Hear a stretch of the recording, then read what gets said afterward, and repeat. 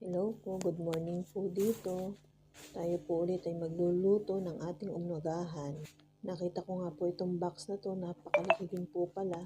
Ito po ay unti-unti namin pupunuin ng mga gamit at damit para sa ipadala sa Pilipinas.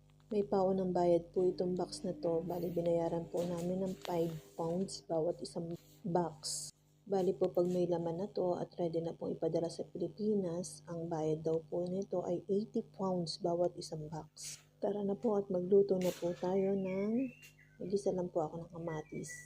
Ginisang kamatis na nilagyan po ng itlog. Yan na po, pinagayat-gayat ko na po siya. May bawang, sibuyas, kamatis at itlog. Start! Yan po, kahit hindi pa po mainit ang kawali, nilagyan ko na po ng mantika.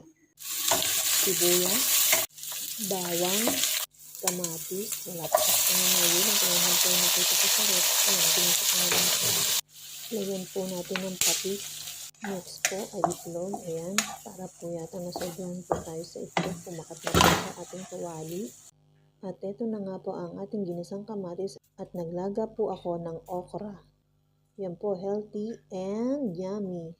Next po, tayo po ay magsasangag dahil marami po tayong natirang lamig na kanin. Ilagay po ang sibuyas, bawang, at susunod natin ang lamig na kanin. Ayan, metos-metos lang. Yan, insan. At may nangyayari din po kasi ito dito, kaya nilagyan ko na din po ng onion leaves para mas lalong sumarap ang ating sinangag or fried rice. Yan po, hinalo-halo ko lang.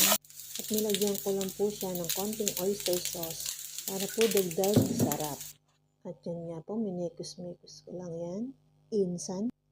Okay na po yan, ready to serve na at kainan na! At ito naman po ang ganap ng aking mga anak sa Pilipinas. Ayan, kumakain po sila ng pizza. Sabi po ng binangkoting darating daw po ang kanilang budget.